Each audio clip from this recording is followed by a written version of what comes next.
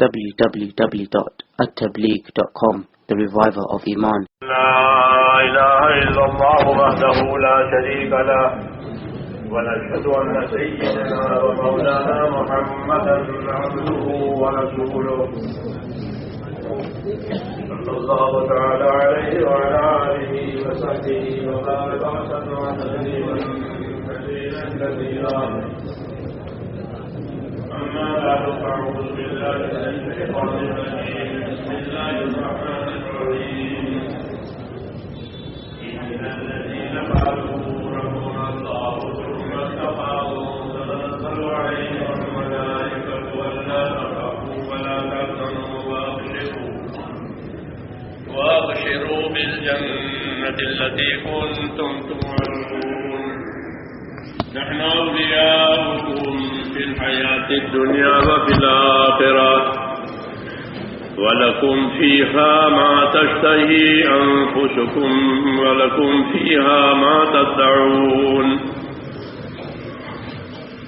نزلا من غفور رحيم ومن أحسن قولا ممن دعا إلى الله وعمل صالحا وقال إنني من المسلمين صدق الله العظيم.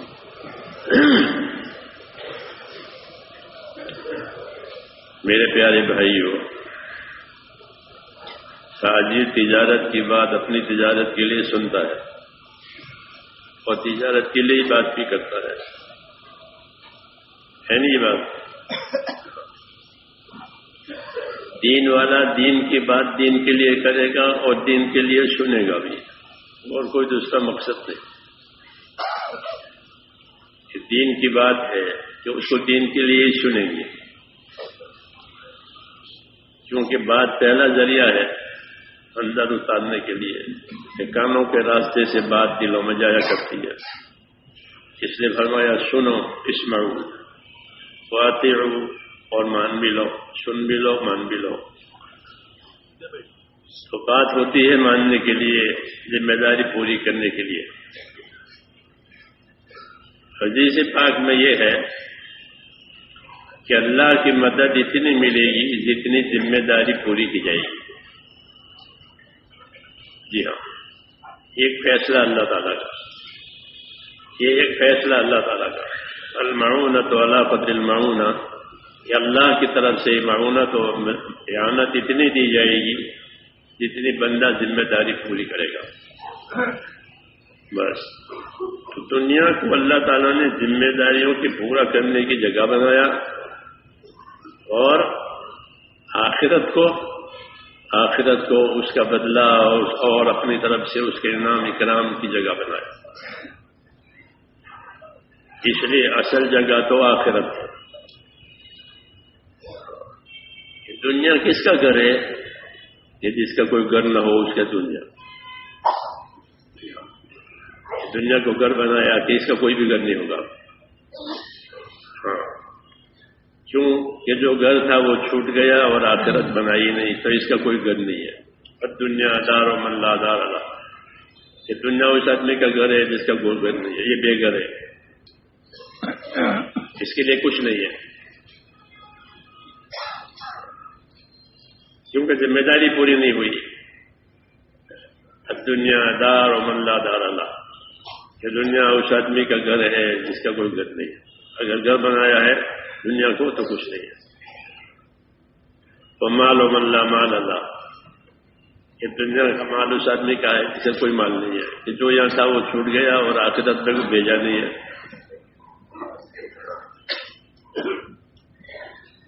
تیسری بات کہ وَلَهَا يَجْمَعُ مَنْ لَا عَقْلَ لَهُ، کہ دنیا کے لیے دنیا وہ آدمی جمع کرے گا جس میں عقل نہیں ہے. دنیا کے لیے دنیا جمع کرے، کیونکہ یہ دونوں آدمی اور اس کی دنیا، اس میں چھوٹ چھٹاؤ کا تعلق ہے، میل ملاپ کا تعلق نہیں ہے. چھوٹ چھٹاؤ کا تعلق ہے. دنیا چھوٹ جائے گی اور یہ چھوڑ بھی دے گا. دونوں میں سے ایک بات ہوگی لازمی طور پر، یا دنیا چھوٹ جائے گی یا کوئی چھوڑ دے گا. چھوٹ چھٹاؤ کا تعلق ہے، میل ملاپ کا تعلق نہیں ہے. یہ سمجھا جائے. اس نے کہا کہ دنیا اس آدمی کا گھر ہے جس کا گھر نہیں ہے، دنیا اس آدمی کا مال ہے جس کا مال نہیں ہے، اور دنیا کے لیے دنیا وہ آدمی جمع کرے گا جس میں عقل نہیں ہے، کیونکہ اس کی بنیاد تو چھوٹ چھوٹا پر ہے، اس کی ابتدا زینت پر ہے. دنیا کی ابتدا کس پر ہے؟ زینت پر، اس کی رونق پر، اس کے شو پر. اس کو اللہ نے اسے بنایا ہے، دنیا کو زینت دی ہے، شودار بنایا ہے، ہر چیز کا الگ الگ شو ہے، اس سے ہر چیز آدمی کو ان کی طرف کھینچتی ہے. لیکن قاعدے کی بات یہ ہے کہ کسی چیز کی بھی زینت مقصود نہیں ہوتی، اس کی منفعت مقصود ہوتی ہے. سمجھ بات آئی نہیں؟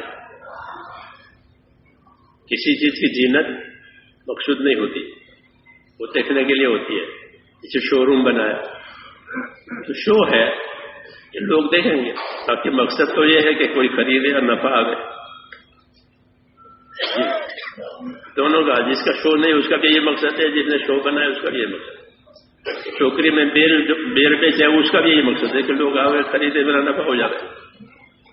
اور شو بنا کے اس کا بھی یہی مقصد ہے کہ لوگ آئے خریدے اور میرا نفع ہو جائے. تو زینت مقصود نہیں ہے. کیا مقصود ہے؟ کہ تجارت کا نفع مقصود ہے، زینت مقصود نہیں ہے. عورت کی زینت خوبصورتی مقصود نہیں ہوتی، اس سے اولاد ہونا مقصود ہوتا ہے. کہ عورت بہت خوبصورت ہے، بہت تندرست ہے، لیکن اولاد نہیں ہے، تو یہ دونوں جو ہے ان کو ملال اور رنجی رہے گا دونوں کو. کیوں کہ عورت کی زینت مقصود نہیں ہوتی، اس سے نسل اور اولاد مقصود ہوتی ہے. اللہ نے یہ کی بات کہہ دی کہ دنیا پوری میں نے اس کو زینت لگائی ہے. سمجھداروں نے یہ کہا کہ جب یہ زینت ہے تو زینت تو کسی چیز کی بھی مقصود نہیں ہے کہ بھئی جوتا بہت اچھا ہے یعنی بہت خوبصورت. جوتے کیا بھائی، وہ تو آدمی کو نجاست سے، سردی گرمی سے جوتا بچاوے، اس کے لیے جوتا. جب اس کا شو، اس کی سائز، یہ کچھ نہیں. یہ بتایا اللہ نے بندوں کی عقل کو پرواز دی ہے کہ اپنی عقل کو ذرا اونچی کرے. اس کی زینت تک ہی تمہاری نگاہ ہے. ہاں، شیطان ہر چیز کو زینت دیتا ہے، آدمی کی نظر میں مزین بناتا ہے تاکہ لوگ اس میں پھنس جائیں. زینت میں پھنسے، اور زینت تو مقصود ہے نہیں، تو آخر میں نتیجے میں خسران ہوگا. یہ سمجھائی ہے حکمت کی باتیں اللہ نے کہ دنیا کی زینت یہ مقصود نہیں ہے. تو کیا مقصود ہے؟ کہ دنیا سے آخرت بنانا مقصود ہے. دنیا آخرت کی کھیتی ہے.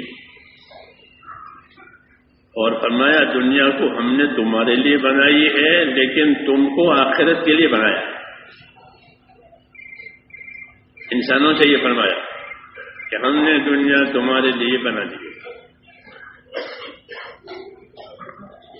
چنانچہ دنیا کی تمام چیزیں تمام لوگ استعمال کرتے ہیں، چھوٹی بڑی، یہاں تک کہ جانور، سب چیزیں استعمال کرتے ہیں لوگ، اس سے فائدہ اٹھاتے ہیں. اور کوئی چیز بھی منع نہیں کرتی کہ نہیں یا نہیں. ہاں، کوئی بھی چیز منع نہیں. اللہ کا یہ فیصلہ ہے. تمام کائنات کو مسخر کیا ہے. قرآن شریف کی عبارت میں ہے کہ مسخر کیا ہے.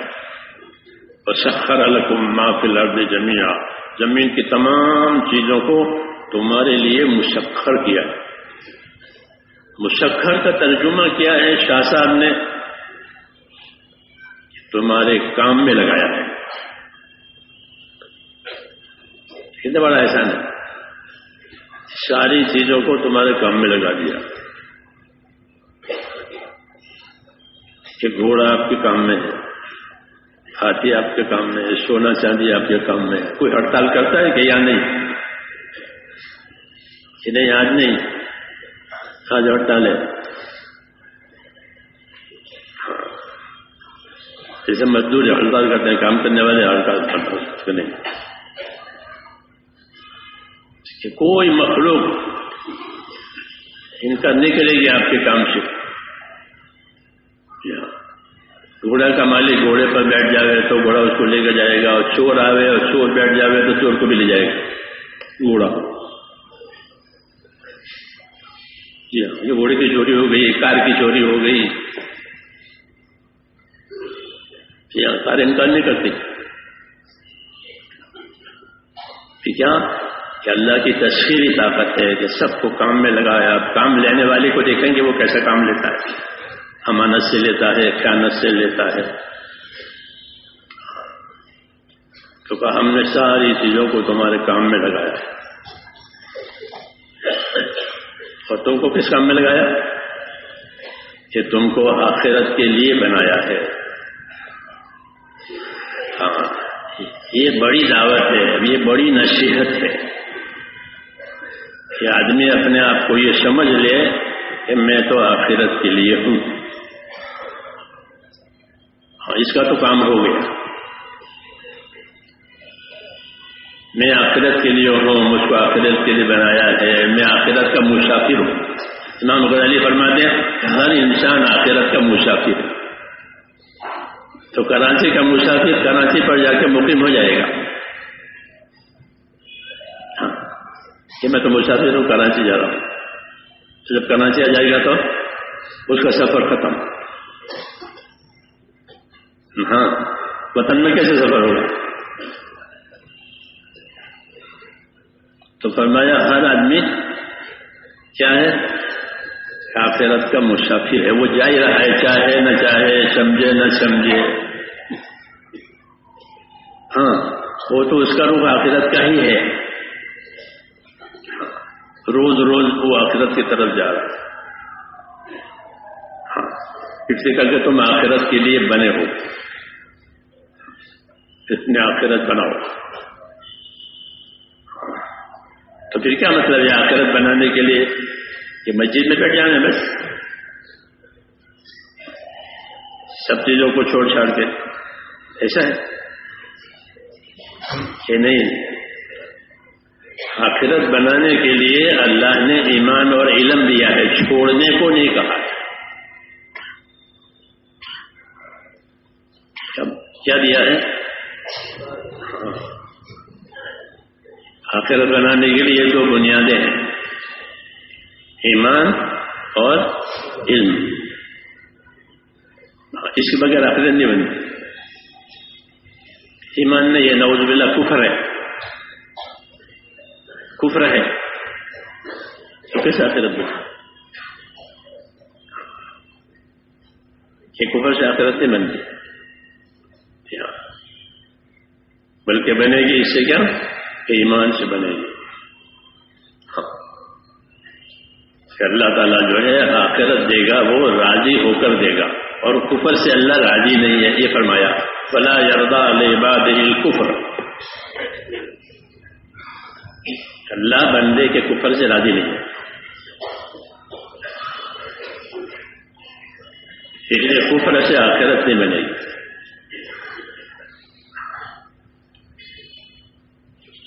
کفر، یہ کفر کی حقیقت کیا ہے؟ کفر کی حقیقت کیا؟ تو کفر عربی زبان کا لفظ ہے، اس کے معنی چھپا دینے کے، اس کے معنی چھپا. تو کافر جو ہے اللہ کا حق چھپاتا ہے، وہ ادا نہیں کرتا. اس کے دل میں بھی ہے کہ اللہ ہے. جی ہاں، ہاں، ہر ایک اس کے دل میں یہ ہے کہ اللہ تو ہے، لیکن کسی دوسری وجہ سے، اپنی ضد کی وجہ سے یا جہالت کی وجہ سے وہ اللہ کا حق ادا نہیں کرتا. اس لیے اس کی آخرت نہیں بنے گی کفر کے ساتھ. چاہے وہ کتنی نیکی کر لے دنیا میں، کتنے اچھے کام کر لے، جیسے کافر اچھے کام کرتے ہیں، ہاں، لیکن وہ آخرت تک نہیں پہنچیں گے، وہ ختم ہو جائیں گے.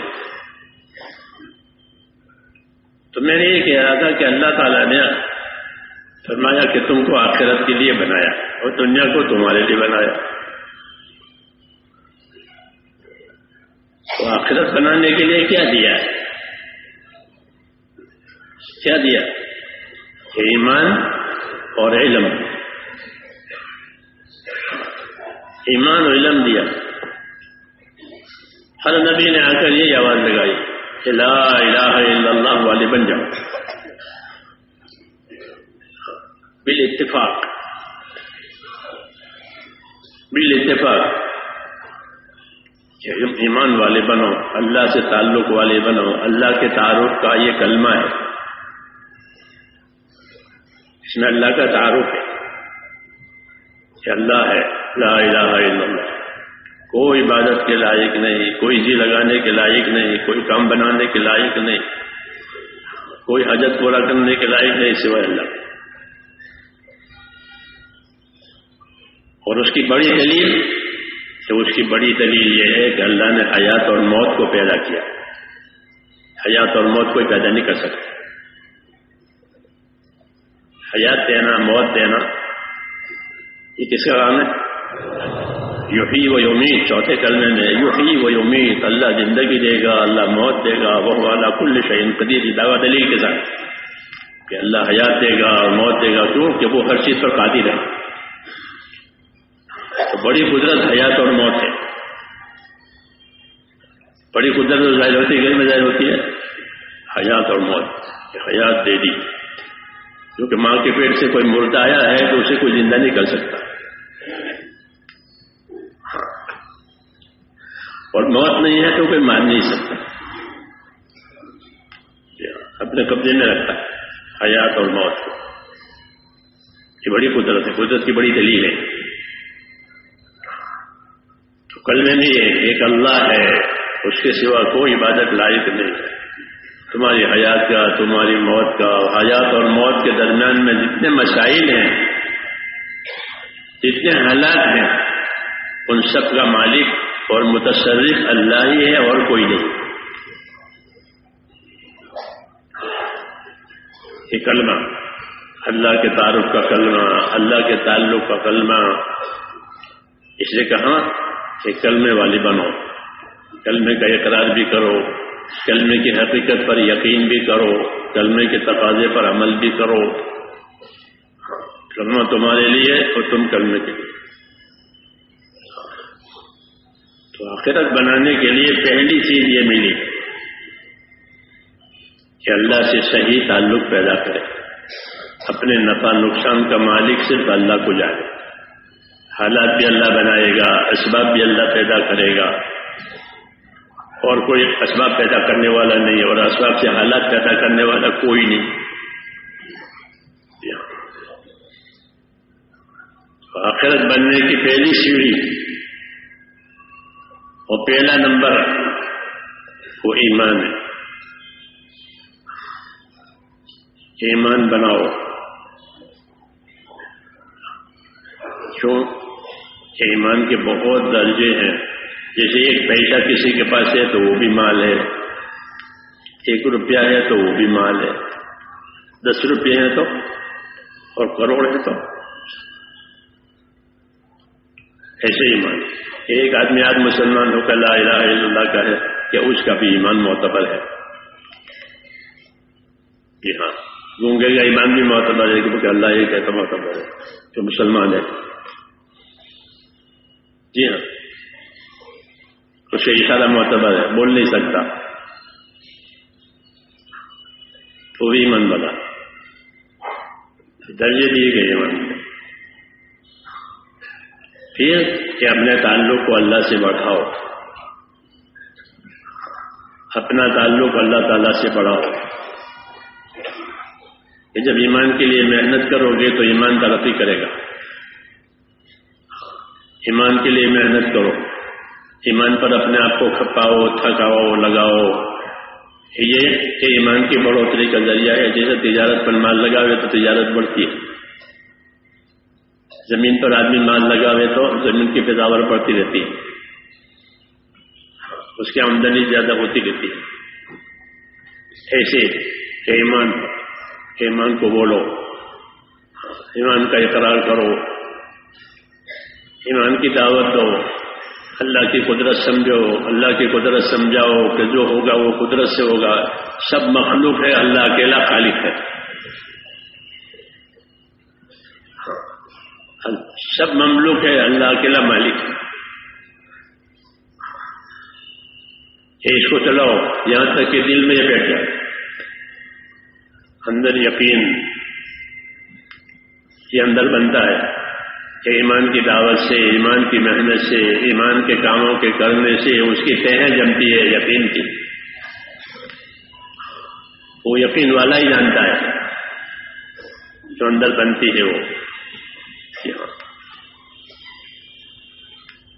پیدا ہوتی ہے اندر چیز اللہ تعالیٰ کی طرف سے۔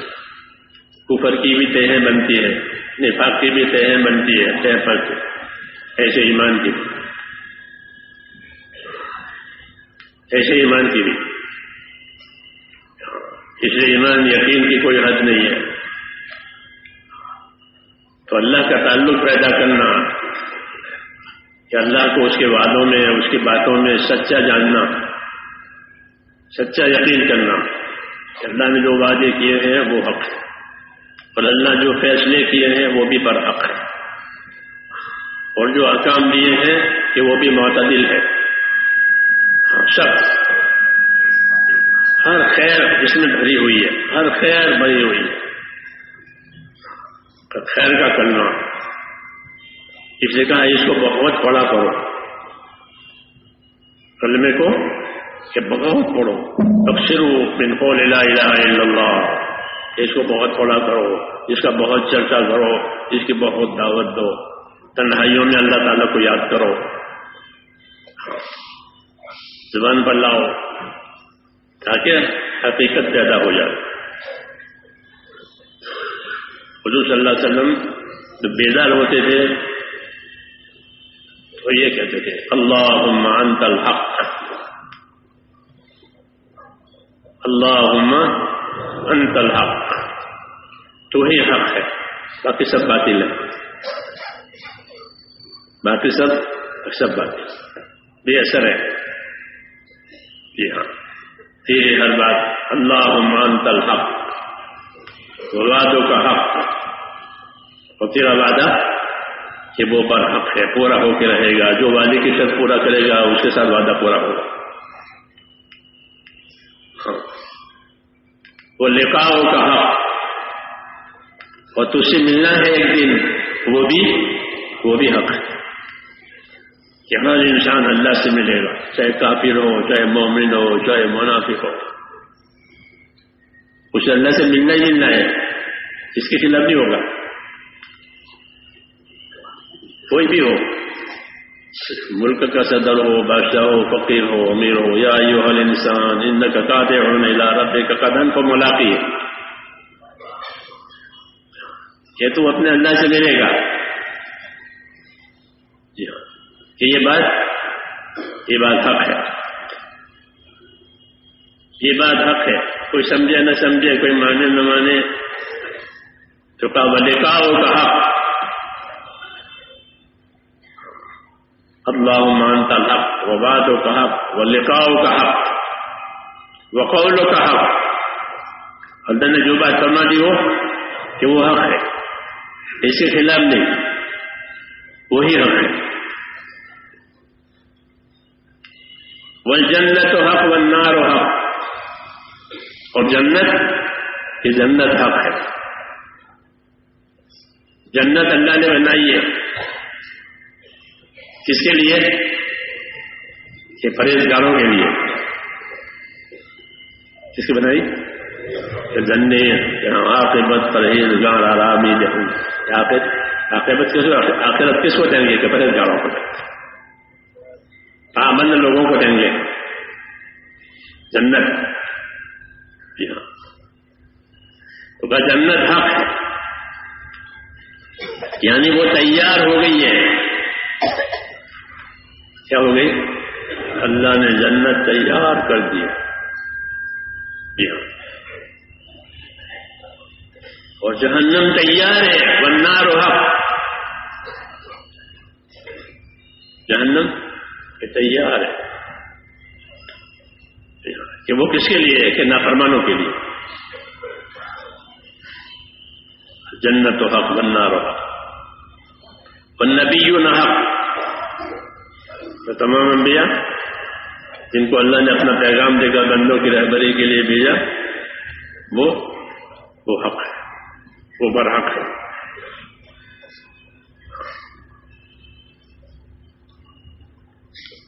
والنبیون حق والساعۃ حق. اور قیامت کہ قیامت برحق ہے، وہ حق کی رہے گی. لوگ کہتے ہیں قیامت کے کہیں پتہ نہیں ہے، انٹرنیٹ پر دیکھا مگر کہیں ملتی نہیں ہے. جی ہاں، یہ نہیں ملتی.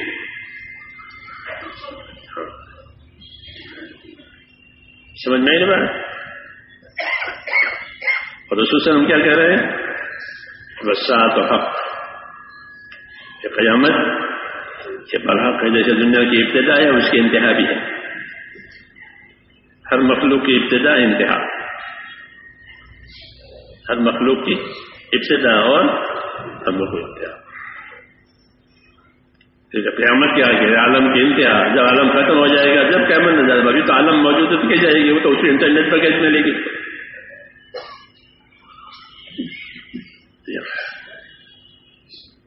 پچھلے کا قیامت حق ہے. پھر آخر میں وہ محمد رسول اللہ حق، محمد اللہ کے رسول ہیں. یہ بات بھی یہ بات حق.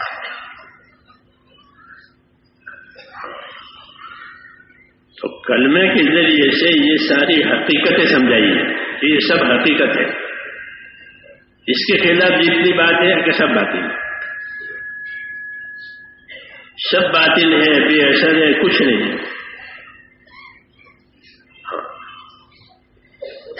اس لیے آخرت بنانے کے لیے یہ اصلی چیز ہے کہ اس کا یقین آ گیا کہ کلمے کے ذریعے سے اس کے لیے بری دی کہ آخرت کس کی بنے گی؟ کلمے والے کی. کلمے والا کیا کہ یہ سب چیزیں حق ہے. اس کو ماننا، اس کو جاننا، پھر اس کے کیا تقاضے ہیں، کہ جنت کے کیا تقاضے ہیں، جہنم کے کیا تقاضے ہیں. جنت کا تقاضا یہ ہے کہ اس میں داخل ہو جاؤ، اور جہنم کا کیا تقاضا ہے کہ اس سے بچو. ہاں، جہنم کے کیا تقاضا؟ اس سے بچو. حدیثوں میں ہے کہ جب کوئی آدمی اللہ سے جنت مانگتا ہے تو جنت کہتی ہے کہ یا اللہ مجھے اس کو دے دیجیے اور اس کو مجھ تک پہنچا دیجیے. یہ مانگ رہا. اور کوئی جہنم سے پناہ مانگے تو یا اللہ جہنم سے بچانا، تو جہنم کہتے ہیں اللہ اس کو مجھ سے بچائیے، اس کو مجھ سے بچا لیجیے. اس لیے حدیثوں میں کہ اللہ سے جنت مانگو. کیا مانگو؟ اور کون سی جنت مانگو؟ کہ جنت الفردوس مانگو. اللہ سے معمولی چیز کیوں مانگے جب اللہ دینے کے لیے بیٹھے ہیں؟ جب اللہ دینے کے لیے ہے، حضور صلی اللہ علیہ وسلم دلانے کے لیے ہے، وکیل ہیں بیچ میں. جی ہاں. تو فرمایا کیا کرو؟ اللہ سے مانگو اور جنت الفردوس مانگو. سب سے اونچی جنت ہے وہ. یہ حق ہے جنت کہ اس کا تقاضا کہ اس میں داخل ہونا. تو اسی لیے پیدا کی گئی ہے کہ اس میں اللہ تابعداروں کو، اس میں اللہ پرہیزگاروں کو اس میں داخل کریں گے. ہاں، اور کیسے داخل کریں گے؟ کہ مہمان بنا کر داخل کریں گے. کیسے داخل کریں گے؟ کہ اللہ جنت میں جانے والوں کو مہمان بنائے گا کہ میرے مہمان ہیں، یہ میرے مہمان ہیں، ان کے لیے تیار کی گئی ہے یہ جنت. تو کلمہ دیا اور یہ سمجھائی حقیقتیں، یہ سب باتیں حق ہے. بنیاد کلمہ اور ایمان ہے. کلمہ اور ایمان بنا ہے کہ یہ سب حقیقتیں ہیں جو سامنے آئے گی. ہاں پھر جب اپنی ذمہ داری پوری کی جائے گی تو پھر اللہ تعالیٰ اس کو دے دیں گے.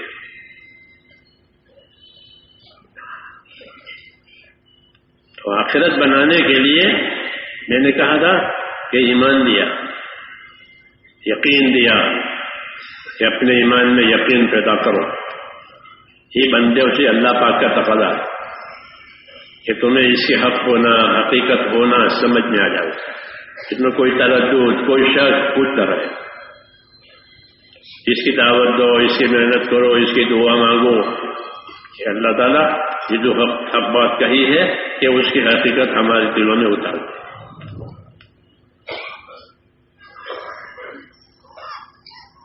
دعا مانگی ہے اللہم آتنی ایمانا لا یرتد ویقینا لیس بعدہ کفر ورحمتا انال بها شرف کرامتک فی الدنیا والآخرہ. دعا سے کہی اے اللہ مجھے ایسا ایمان دے، ایسا تعلق دے کہ وہ پلٹ نہ جائے. کیا نام ہے؟ پلٹے نہیں. پلٹ جاتا ہے آدمی دنیا کے حالات کی وجہ سے.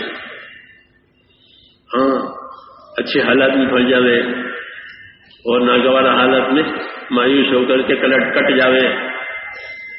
یہ بات صحیح نہیں ہے. حالات تو گزر جائیں گے، خدا کی بات بدلے گی نہیں. پھر حالات سے کیسے متاثر ہو گیا کہ اللہ کی بات بدلتی نہیں ہے.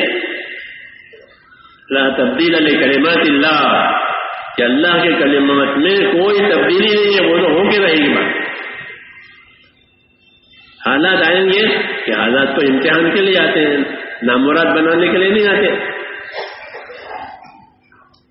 حالات کیوں آتے ہیں؟ امتحان کے، تاکہ سچا کچا معلوم ہو جائے. ہاں امتحانات ہوتے ہیں دنیا میں. ہاں تو لوگ امتحان میں کامیاب ہونے کی کوشش کرتے ہیں. جی ہاں، تاکہ امتحان میں پاس ہو جائے.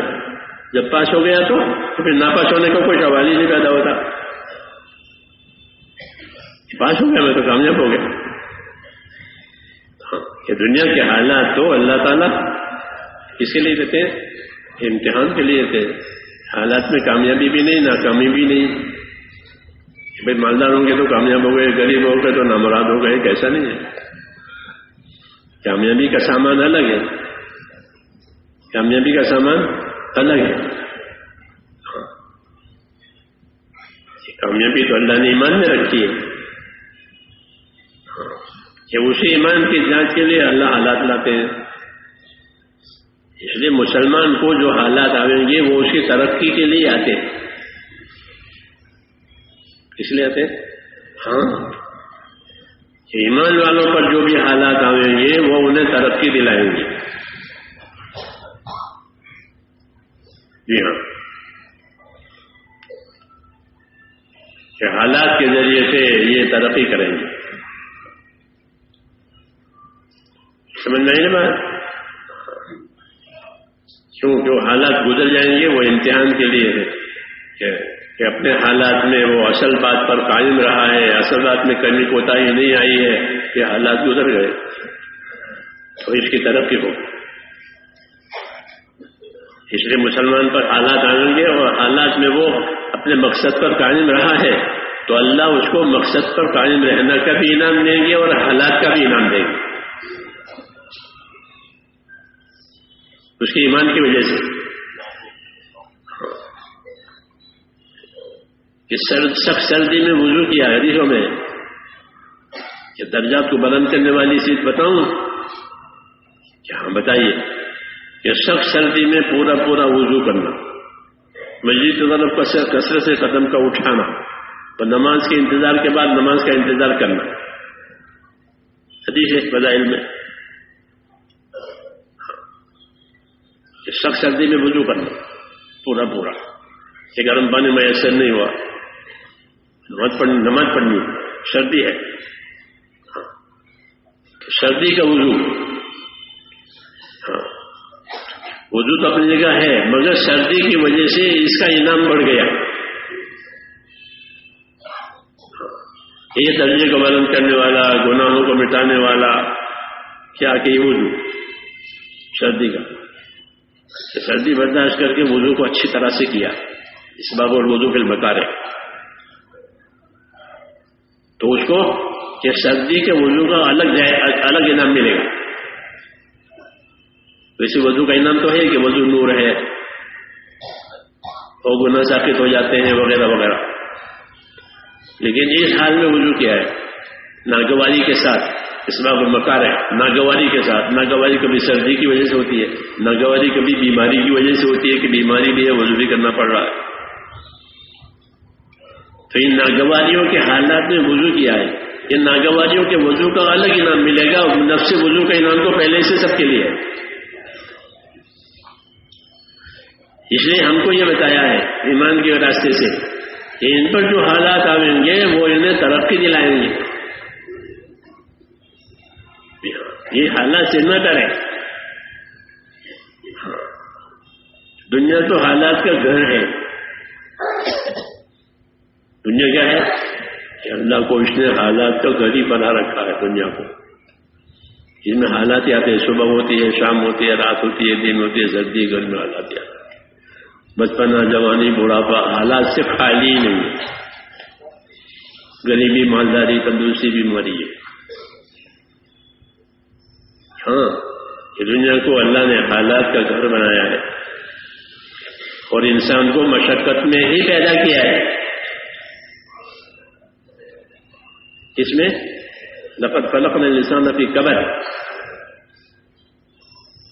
اس کو مشقت میں پیدا کیا. اس لیے ایمان والوں کو یہ رحمتی ہے کہ ان کے پاس ایمان ہے، اس نے اللہ کی تمام باتوں کو حق مانا ہے. ہاں اب اس پر حال آئے گا تو کہ اس پر حال آئے گا تو اس کی ترقی ہوگی. بیماری میں ترقی ہوتی ہے. کیا ہوتی ہے کہ مسلمان ہے، بیمار ہو گیا ہے، ہاں یہ بیماری میں اس کی ترقی ہے. یہ بیماری میں صبر کرے گا. ایوب علیہ السلام نے بیماری میں صبر کیا تو اللہ نے ان کو بڑی شاباشی دی. ہاں انا وجدناہ صابرا، کہ ہمارے ایوب کا ذکر کرو. اللہ اذکر فی الکتاب ایوب، کہ ہمارے بندے ایوب کا ذکر کرو. ہم نے ان کو بیماری کو دی اور بیماری میں انہوں نے کیا کیا کہ وہ بیماری میں انہوں نے صبر کیا.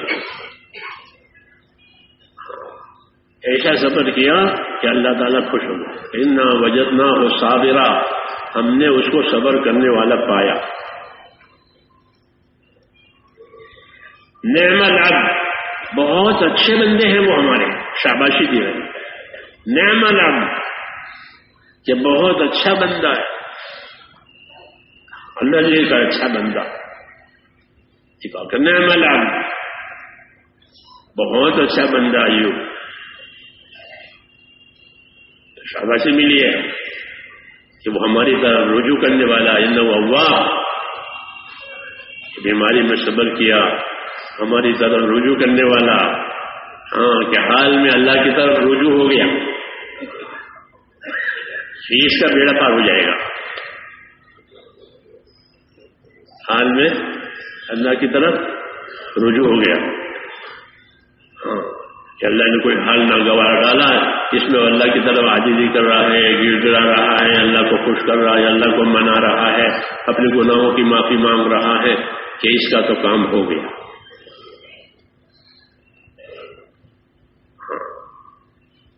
یہ اصول ہے.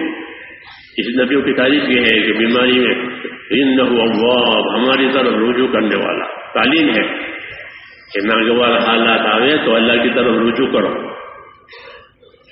کہ وہیں سے آیا ہے حال. حال کہاں سے آیا ہے؟ اللہ کی طرف سے آیا، تو اس طرح رجوع کرو. گھبراؤ نہیں، گھبراؤ نہیں. ہاں نا امید مت بنو. کیا کہ وہ حال میں کوئی نا امید نہ بنے. شیطان کا یہ دعویٰ ہے کہ وہ آدمی کو اللہ سے نا امید بناتا ہے کہ تیرے اللہ نے تیرے لیے کیا کیا؟ کچھ نہیں کیا.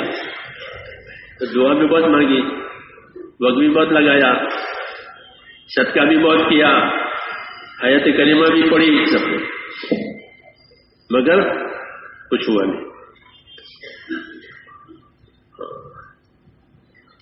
کچھ نہیں ہوا، کچھ سنی نہیں اللہ نے. حالانکہ حالات تو اللہ ترقی کے لیے ڈالتا ہے. مسلمان کے حالات ترقی کے لیے کہ وہ اپنے حالات میں اللہ کی طرف رجوع کرتا ہے تو اس کی روز بروز ترقی ہو رہی ہے.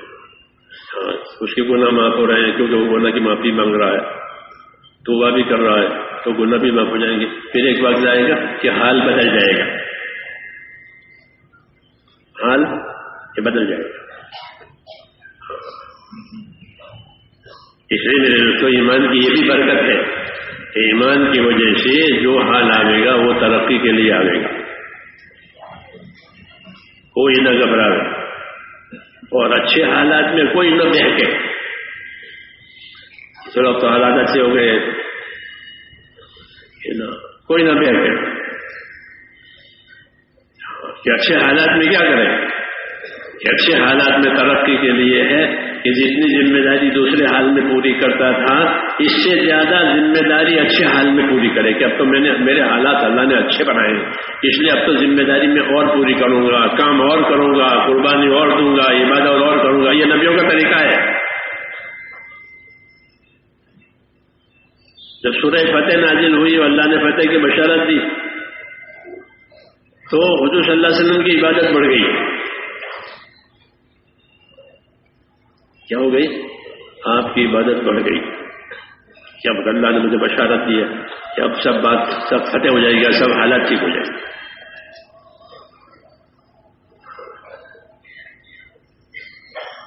کہ آپ کو مغفرت کی بھی بشارت دی ہے، فتح کی بھی بشارت دی ہے، تو آپ نے اپنا کام بڑھایا. تو جب پوچھا گیا کہ آپ نے محنت بڑھا دی کہ ہاں اللہ نے مجھ پر انعامات کیے ہیں، تو کیا میں انعامات میں اللہ تعالیٰ کا شکر گزار بندہ نہ بنوں؟ یہ سکھایا کہ اچھے حالات آئے تو کیا کریں کہ حالات کے مزے لوٹے، حالات کے مزے لوٹے کہ نہیں، حالات میں اپنے آپ کو شکر گزار بندہ بنا کر پیش کریں کہ پہلے اتنا ہوتا تھا اب اللہ نے حالات اچھے بنائے ہیں تو اب اتنا اور کریں.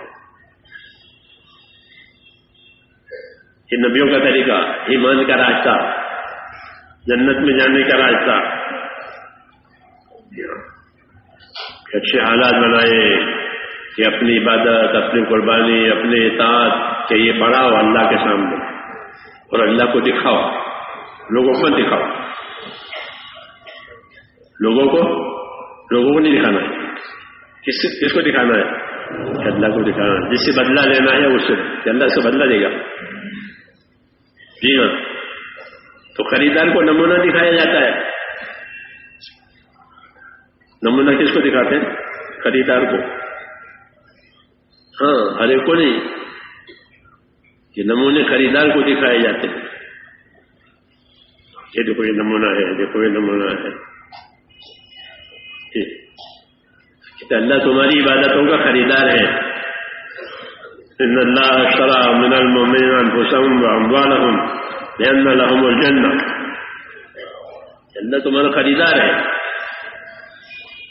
تو کس کو دکھانا ہے؟ کہ لوگوں کو دکھانا ہے. کمزوری کی بات ہے کہ لوگوں کو دکھاوے. عورتوں کی طرح عورتیں زینت لوگوں کو دکھاتی ہے. یہ پہن رکھا ہے، یہ اوڑھ رکھا ہے.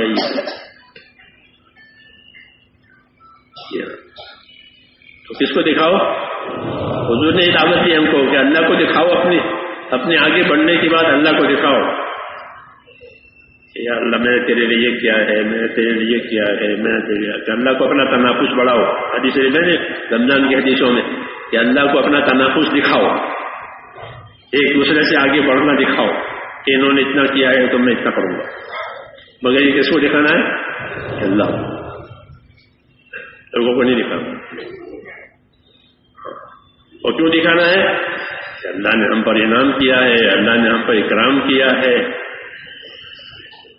اس کو نوازا گیا ہے، میرے حالات اچھے بنائے ہیں. تو حالات تو امتحان کے لیے ہوتے ہیں، اچھے ہو یا برے. کہ اچھے حال ڈال کر امتحان لیں گے. کون اس کو اپنی خواہشوں میں صبر کرتا ہے اور کام پورا کرتا ہے، اور کون خواہشوں کا فائدہ اٹھا لیتا ہے، کیونکہ اسباب بڑھ گئے تو خواہشوں کا سامان بڑھ جائے گا. ہاں نہیں، اللہ تعالیٰ کو دکھائیں گے. تو یہ نبیوں کا طریقہ ہے، ایمان کا راستہ ہے کہ حالات اللہ اچھا بناوے تو اللہ کو خوش کریں گے. ہمارے سامنے نبیوں کے حالات اللہ نے رکھے ہیں، نبیوں کے قصے رکھے ہیں. اس وجہ سے ان کو نبیوں کا کام کرنا ہے. کیا کرنا ہے؟ ان کو نبیوں کا کام کرنا ہے. تو یہ نبیوں والی راہ لیں، یہ آخرت کی راہ ہے نبیوں والی. آخرت ہے نبیوں والی راہ. نبی آخرت کی راہ پر ہوتے. اِنَّا أَخْلَصْنَاهُمْ بِخَالِصَةٍ ذِكْرَ الدَّارِ.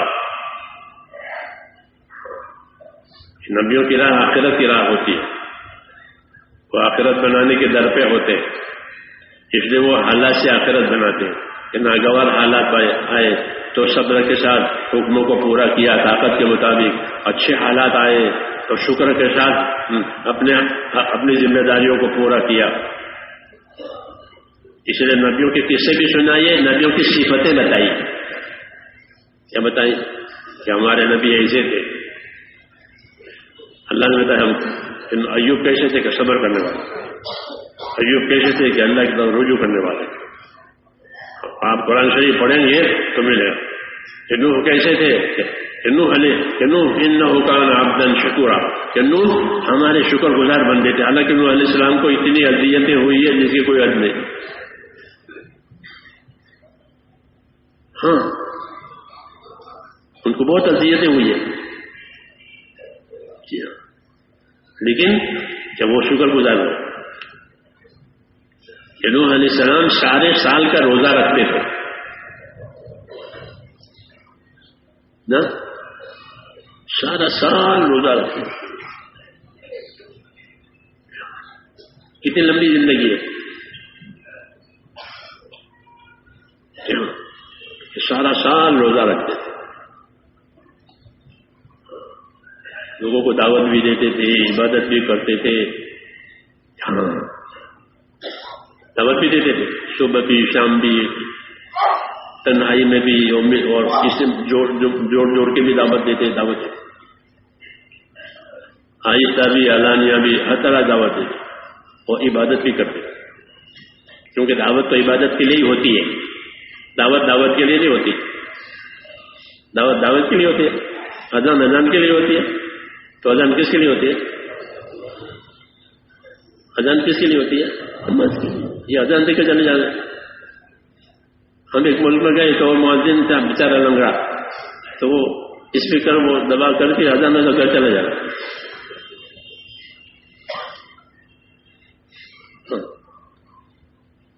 ایسا کیوں کرتے ہیں؟ ہمت اذان میں میرے دل میں اذان ہے، اذان دے کے چلا جانا. ہاں دعوت تو دینی زندگی بنانے کے لیے ہے. دعوت کے ذریعے زندگی میں دین لاؤ. تو دین میں پہلا نمبر تو عبادت کا ہے. دین میں پہلا نمبر یا قوم اعبدوا اللہ. النبی کہتا یا قوم اعبدوا اللہ، اے میری قوم اللہ کی عبادت کرو. ہاں جان مال کو حکموں پر لگانا اس یقین کے ساتھ کہ میری کامیابی اسی میں ہے، اس کو عبادت کہتے ہیں. اس کو کیا کہتے ہیں؟ عبادت. تو نوح علیہ السلام کہ سارا سال روزہ رکھتے.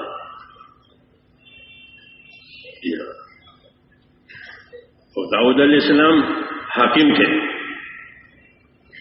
کیا تھے؟ بادشاہ. تو ایک دن روزہ رکھتے تھے، ایک دن افطار کرتے تھے، ایک دن روزہ رکھتے تھے، ایک دن افطار کرتے تھے. اور زبور نازل ہوئی تھی، اس کی تبلیغ بھی کرتے تھے. جی ہاں، کیوں کہ ان پر اللہ نے انعامات بہت کیے، بادشاہ بنایا ہے اور بہت چیزیں، بہت انعام دیے، بہت دنیا کی نعمتیں بہت دی. ان کو بھی، ان کے بیٹے سلیمان علیہ السلام کو بھی ان کے حالات اچھے بنائے. وَأُوتِينَا مِن كُلِّ شَيْءٍ، کہتے تھے وَأُوتِينَا مِن كُلِّ شَيْءٍ إِنَّ هَذَا لَهُوَ الْفَضْلُ الْمُبِينُ، کہ ہم کو تو ہر چیز دی ہے اللہ نے، نبوت بھی دی، حکومت بھی دی. ہاں، تو ہمارے پر تو اللہ کا بہت فضل ہے. تو کیا کرتے تھے؟ عیش کرتے تھے. تو حضور نے فرمایا کہ داؤد اللہ کے بندے ہیں کہ ایک دن روزہ رکھتے تھے، ایک دن افطار کرتے تھے. ایک دن روزہ رکھتے تھے، ایک دن افطار کرتے تھے. اور فرمایا اپنے ہاتھ کی کمائی سے روزی حاصل کرتے تھے، اپنے ہاتھ کی محنت سے روزی حاصل کرتے تھے. اجتماعی مال حکومت کا وہ نہیں لیتے تھے، وہ نہیں لیتے. لوہے کا کام کرتے تھے، لوہے کا کام کرتے تھے. اس میں جو محنت مزدوری آتی تھی وہ اسے کھاتے تھے. کان یاکل من عمل یدہ، حدیث شریف میں کہ اپنے ہاتھ کی محنت مزدوری سے روزی کھاتے تھے. اور ایک دن روزہ رکھتے تھے، ایک دن افطار کرتے تھے. اور رات کی گھڑیاں عبادت کے لیے مقرر کر رکھی تھی. ہاں، اچھے حالات بنائے ہیں تو اچھے حالات کی کارگزاری ہے. ان کے اوپر یہی تقاضا بھی تھا کہ ہم نے تمہارے حالات اچھے بنائے ہیں، اپنی کارگزاری اچھی بناؤ. ہاں، یہ ہم کو تعلیم دی ہے کہ جن کے حالات اچھے بنے ہیں وہ اپنی کارگزاری اچھی بنا لیں. اعملوا آل داؤد شکرا وقلیل من عبادی الشکور. اے داؤد کے خاندان والوں، اپنی کارگزاری اچھی بناؤ، شکر والی بناؤ. میرے بندوں میں شکر گزار تھوڑے ہی ہیں. لو رپورٹ آئی ہے سرکاری کہ میرے بندوں میں شکر گزار تھوڑے ہی، تھوڑے شکر گزار. یہ کس کی رپورٹ ہے؟ اللہ کی. میرے بندوں میں شکر گزار تھوڑے. تو داؤد علیہ السلام اور ان کے خاندان کو یہ کہا کہ ہم نے تمہارے حالات اچھے بنائے ہیں، تم شکر گزار بنو اور شکر کی کارگزاری ہمارے سامنے لاؤ کہ میرے بندوں میں شکر گزار تھوڑے ہی. تو یہ کیا ہے؟ یہ آخرت بنانے کی ساری باتیں سنائیے. نبیوں سے کیا کروایا، نبیوں سے کیا بنوایا، وہ روح ہم کو دیا نبیوں والا. ایمان، ایمان کی دعوت، ایمان کے تقاضے، ایمان کے اعتبار سے اپنے آپ کو پابند کرنا، اللہ سے لو لگانا، کہ یہ سب نبیوں والا، یہ سب جنت کا سامان ہے. یہ بناؤ. اسے نبی بادشاہ بھی بنے ہیں، نبی وزیر بھی بنے ہیں، نبی لوہار بھی بنے ہیں، نبی بڑھائی بھی بنے ہیں، نبی مزدور بھی بنے ہیں، نبی بکریاں بھی چلا رہے ہیں. ہاں،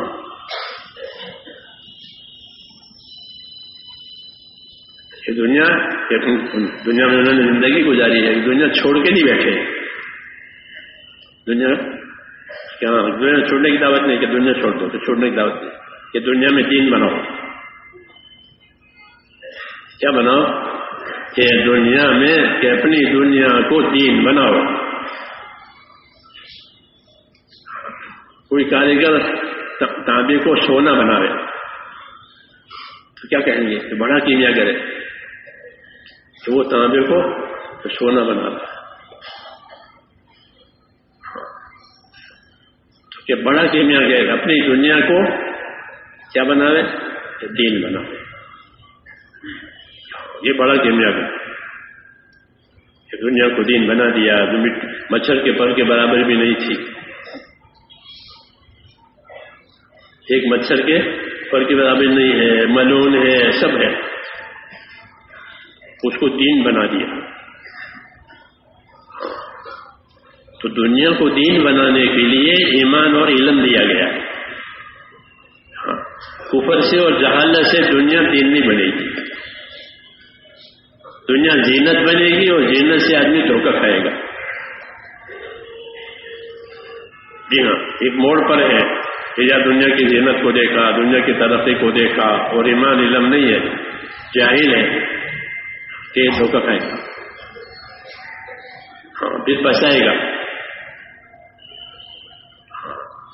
تو دنیا کو دین بنانے کے لیے کیا دیا؟ ایمان دیا. اللہ سے تعلق پیدا کرو. پھر اللہ سے تعلق پیدا کرنے کی دعوت دی ہے ایمان دے کر کے. جب اللہ سے تعلق پیدا ہو گیا تو قاعدے کی بات یہ ہے اور عقل کی بات یہ ہے کہ ہر تعلق کے تقاضے ہوتے ہیں. کیا ہوتے ہیں؟ ہر تعلق کے تقاضے. آپ کا تعلق بیوی بچوں سے ہے تو ان کے تقاضے ہوں گے. آپ کا تعلق اپنی زمین جاگیر سے ہے تو اس کے بھی تقاضے ہوں گے. جس کا تعلق اس کا تقاضا، جس کا تعلق اس کا تقاضا. یہ قاعدہ ہے. ورنہ تعلق کا کیا مطلب ہے؟ کہ اس کو تقاضے ہوں گے. جی ہاں. تو اللہ سے تعلق پیدا کیا، لا الہ الا اللہ کہہ کر. تو پوچھو اللہ سے کہ آپ کیا چاہتے ہیں، آپ کا کیا تقاضا ہے ہم سے. ہاں. تو اپنے تقاضوں کو سمجھانے کے لیے اللہ تعالیٰ نے علم نازل کیا.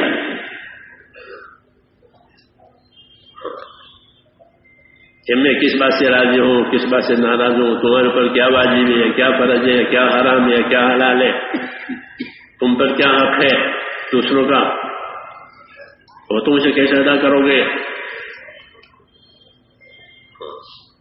اس لیے ہمارے دین میں دین سیکھنا فرض ہے. دین سیکھنا کہ دین سیکھو، علم سیکھو. علم نہیں سیکھو گے تو حق ہی نہیں پہچانو گے. ہاں، جاہل رہے گا تو جاہل تو اپنے اغراض کے تابع ہوتا ہے. جاہل اپنے اغراض کے تابع ہے. اس کو اپنی غرض چاہیے.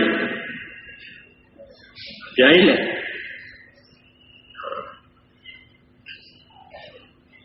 آدمی کی جہالت تو ایسے جیسے حیوان کو اپنی غرض، اس کو تو کھانا چاہیے چاہے کسی کا بھی ہو، کھا جائے. جی ہاں، بلی گھر میں آئے گی دودھ پی جائے گی. تو کس کا دودھ ہے، کس کے لیے رکھا ہے، چھوٹا بچہ ہے، اس کی ماں بیمار ہے، اسپتال میں ہے، اس کے لیے دودھ رکھا ہے ڈھانک کر کے. وہ بلی آئی، اس کو خوشبو آتی ہے دودھ اپنے کھانے پینے کی چیزوں کی. ہاں، اس لیے وہاں پہنچ جاتی ہے. قدرتی بات ہے. روزی تلاش کرنے کے لیے اس کو دی ہے یہ طاقت کہ جو اس کے کھانے پینے کی چیز ہوگی اس کی خوشبو اس کو آتی ہے تو دودھ تک پہنچ جائے گی. پھر دودھ کے لیے کیا مسئلہ پوچھے گی کہ میرے جائز ہے نہ جائز ہے نا. وہ فوراً پی جائے گی، تو منہ چاٹ کر کے نکل جائے گی. کیوں کہ حیوانیت تو اپنے اغراض کے ساتھ ہی ہوتی ہے. ہاں، اسی جب انسانوں کا مزاج بنے گا حیوانی تو اپنی غرضیں ایک دوسرے سے پوری کرنا چاہیں گے اور کچھ نہیں. کہ حیوانی مزاج ہے. جی ہاں، ہم کو ایسا نہیں بنایا. اللہ تعلق پوچھو اللہ تعالیٰ سے. اللہ نے اپنے تعلق کو پورا کرانے کے لیے اور تعلق کے تقاضے پورا کرانے کے لیے ہم کو علم دیا. ہر نبی کو علم دیا گیا. ہر نبی کو، دوسری چیز نہیں تھی. دوسری نعمتیں دی تو اس نعمتوں کا بھی علم دیا کہ اس نعمت پہ یہ کرنا. بعد نبی بادشاہ بنے، بعد نبی وزیر بنے، تو ہاں یہ نعمت ہے، اس نعمت میں بھی علم دیا کہ اس میں یہ کرنا ہے. آخرت اس کے علم کے بغیر بنے گی. ایمان سیکھنا، علم سیکھنا یہ ضروری ہے. نبیوں کا جو علم ہے میرے دوستو وہ حقوق کی معرفت کے لیے ہے. اس کے لیے کہ کیا کیا حق تمہارے اوپر آتے ہیں اللہ کی طرف سے، اللہ کی مخلوق کی طرف سے، اس کی پہچان کے لیے علم دیا. سب سے پہلے اللہ کا حق، سب سے پہلے یہ حق کہ ہم نے اللہ کو اللہ مان لیا ہے، تو پھر تم کو معلوم ہونا چاہیے کہ اللہ کا کیا حق ہے.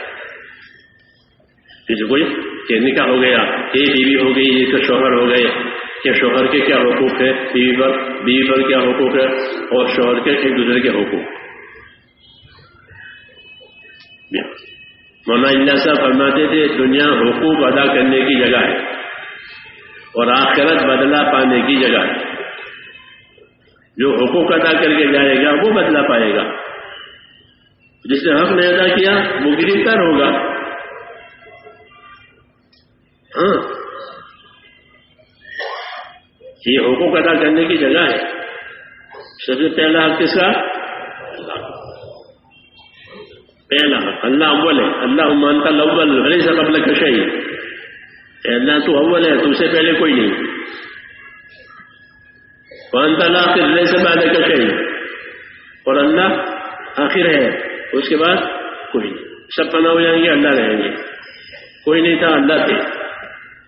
یہ اللہ کی شان ہے کہ ازل سے ابد تک.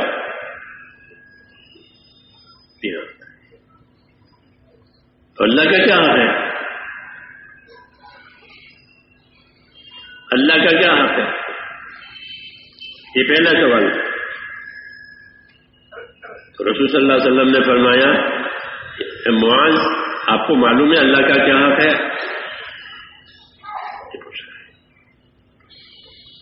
معاذ مشہور صحابی ہے، ذی علم آدمی ہے، صحابہ میں، علماء میں سے، ایسے سارے صحابہ علماء ہیں. یہ ان میں ذی علم ہے کہ حلال حرام کا زیادہ سمجھنے والا معاذ ابن جبل. اے معاذ معلوم ہے اللہ کا کیا حق ہے؟ کہ میں کیا جانوں، آپ بتائیں یہ اللہ کا کیا حق ہے. کہ اللہ کا حق یہ ہے کہ اسی کی عبادت کی جائے گی، اس کے ساتھ کسی کو شریک نہیں کیا جائے گا. کہ اللہ کا حق بتایا، کیونکہ اللہ کا تعلق پیدا ہوا کلمہ پڑھ کر، تو پھر اللہ کا تقاضا پورا ہو. وہ کیا؟ عبادت کرو اللہ کی. یہ بتایا اللہ کا حق ہے، کس کی عبادت کرو، اس کی عبادت کرو. کہ جان مال جو دی گئی ہے وہ کس کے لیے دی گئی ہے؟ یہ جان مال جو دی گئی ہے وہ حق ادا کرنے کے لیے دی گئی ہے. اس لیے جان اور مال کی دو نوعیت ہے. جان مال کی دو نوعیت. ایک نوعیت جان مال کی یہ ہے کہ اللہ کی نعمت ہے. پھر ظاہر ہے کہ بھئی اللہ نے زندگی دی کہ نعمت، اور مال اولاد دی یہ بھی نعمت، یہ بھی نعمت. تو جان مال کا نعمت ہونا تو سب کی سمجھ میں آیا ہوا ہے. وہ چاہتے ہیں کہ یہ زیادہ ملے، زندگی زیادہ لمبی ہو، مال زیادہ ہو، اولاد زیادہ ہو. ہاں اس میں کسی کا پیٹ بھرتا نہیں. کیوں؟ نعمت ہے. تو اس کا ایک پہلو نعمت کا ہے، وہ سب کو معلوم ہے، سب اس کو چاہتے ہیں. دوسرا پہلو یہی، اس کا دوسرا پہلو یہ ہے کہ یہ اللہ کی امانت ہے. کیا ہے؟ جان اللہ کی امانت ہے، مال اللہ کی امانت ہے، اولاد اللہ کی امانت ہے. یہ دوسرا پہلو ہے. یہ نبیوں نے بتایا، ورنہ نعمت ہونا تو سب کو معلوم ہے، مگر اس کا امانت ہونا یہ نبی بتانے گے کہ امانت ہے. یہ امانت کیوں دی ہے؟ کہ حق ادا کرنے کے لیے دی ہے. کس کے لیے دی ہے؟ ہاں، کہ مال حق ادا کرنے کے لیے دیا ہے، جان حق ادا کرنے کے لیے دی ہے. پھر جان میں یعنی زندگی میں سب سے قیمتی جوانی ہے، سب سے قیمتی جوانی، زندگی کا جوہر. ہاں، زندگی کا ایک طرح سے کریم. تو وہ کیا آدمی کی جوانی؟ یہ جوانی کیوں نہیں ہے؟ کہ اللہ کی عبادت کے لیے، کہ اللہ کو جوان کی عبادت بہت پسند ہے. اللہ کو جوانوں کی عبادت بہت پسند ہے. جو جوان اپنی جوانی اللہ کی عبادت میں گزاریں گے کہ وہ اللہ کے عرش کے سائے کے نیچے رہیں گے. مہمان ہیں یہ اللہ کے،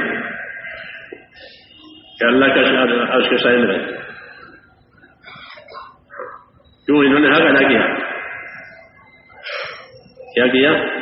حق ادا کیا. اپنی جوانی کو حق میں لگایا، اللہ کی عبادت میں لگایا.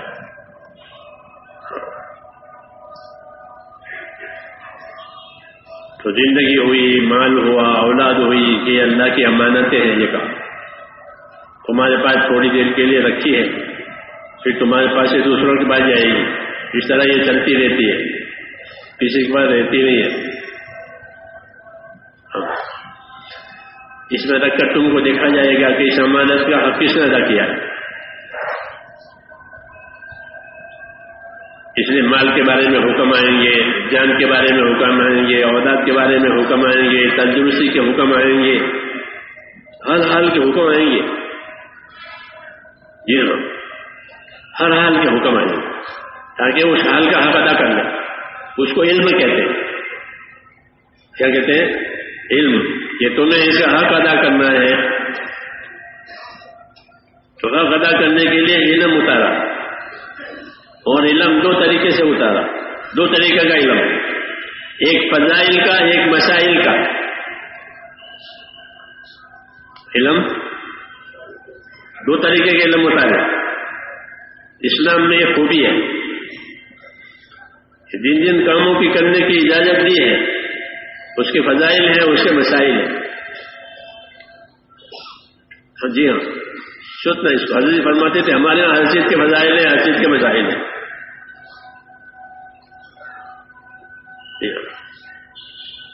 5 ارکان کے فضائل تو ہماری جماعت والے پڑھاتے ہیں، کلمہ، نماز، جماعت، روزہ، 5 ارکان اس کی فضائل پڑھتے ہیں. کیونکہ مسلمانوں میں تبلیغ کرنی ہے تو مسلمانوں میں سب سے پہلے یہ 5 ارکان زندہ ہو جائیں. یہ کلمے کی فضیلت جانے، نماز کی فضیلت جانے، زکوٰۃ کی، روزے کی، حج کی، قرآن کی، یہ فضائل. یہ تو عام مسلمانوں کہ ان کو کلمے والا بنانا ہے، کلمے کی ذمہ داری سمجھانی ہے. اس لیے 5 ارکان کے فضائل اور ان سے متعلق چیزوں کے فضائل کہ یہی پڑھو تاکہ تمہارے اندر رغبت آوے، شوق آوے، خوف آوے. پھر اس رغبت شوق کے بعد کیا کیا حق ہے کہ وہ سیکھو. اس کے لیے مسائل آئے. اس کے لیے کیا؟ مسائل. مسائل کہتے ہیں عمل کرنے کے طریقے کو. مسائل کسے کہتے ہیں؟ عمل کرنے کا طریقہ. ایک تو ہے عمل کی فضیلت، ایک ہے عمل کرنے کا طریقہ. جب عمل طریقے سے ہوگا تو فضیلت ملے گی، اور عمل طریقے سے نہیں ہے تو فضیلت نہیں ملے گی. پھر فضیلہ ہوگا. ہاں، نماز منہ پر ماری جائے گی. حج کے بارے میں کہا جائے کہ اللہ لبیک، کہ وہ کہے لبیک میں حج کہ نہیں، تمہاری حاضری قبول نہیں ہے، جاؤ. تو فضیلت کب ملے گی؟ جب اس عمل کا طریقہ ہو. تو فضیلت ملے گی، نہیں تو نہیں ملے گی. اسے فرماتے تھے کہ ہمارے ہاں فضائل بھی ہیں اور مسائل میں کہ مسائل سیکھو، مسائل علماء سے پوچھو، مسائل جاننے والوں سے پوچھو، تاکہ عمل کا طریقہ صحیح ہو جائے. نہیں تو اپنا عمل عادت کے مطابق ہو جائے گا یا رواج کے مطابق ہو جائے گا. جیسے لوگ کرتے میں کروں گا، یہ تو کوئی طریقہ نہیں ہوا. حدیث کی کمی ہے ہمارے اندر کہ مسائل کے عمل کرنے کے طریقے نہیں معلوم ہے. حضور صلی اللہ علیہ وسلم نے عمل کی فضیلت بتائی، عمل کا طریقہ بتایا. علم و ذکر کا یہ مطلب ہے. اس کی مثال سجدے کی فضیلت بتائی کہ بندہ سجدہ کرتا ہے کہ سب سے زیادہ قرب اور سب سے زیادہ نزدیکی بندے کو اللہ کے سامنے سجدے میں ملتی ہے کہ اس کی پیشانی خدا کے سامنے پڑی ہوئی ہے مٹی پر. یہ حالت اللہ کو بہت پسند ہے اور یہ بہت قرب کا ذریعہ ہے. یہ تو سجدے کی فضیلت ہوئی. پھر سجدے کا طریقہ بتایا، مسئلہ بتایا. مسئلہ کیا بتایا؟ مسئلہ یہ بتایا کہ مجھ کو یہ حکم ملا ہے کہ میں 7 اعضاء پر سجدہ کروں. شریف میں مجھ کو یہ حکم ملا ہے کہ میں سجدہ 7 اعضاء پر کروں. یہ مسئلہ بتایا کہ سجدہ کب صحیح ہوگا، کہ جب سجدہ 7 اعضاء پر ہو تو سجدہ صحیح ہوگا. پھر وہ سجدہ قرب کا ذریعہ بنے گا، اللہ کی نزدیک کے ذریعہ بنے گا. تو سجدہ ہی صحیح نہیں ہے تو صحیح غلط چیز کی تو کوئی قیمت نہیں آتی. کھوٹی کے کیا دام ہے؟ کھوٹی چیز کے کیا دام ہے؟ کچھ بھی نہیں، کھوٹا ہے. تو مسئلہ بتایا کہ مجھے 7 اعضاء پر سجدے کرنے کا حکم دیا گیا ہے تاکہ میرا سجدہ صحیح ہو جائے. یہ مثال ہے، اس بہت مثال ہے. حضرت فرماتے ہمارا فضائل بھی ہے اور مسائل بھی.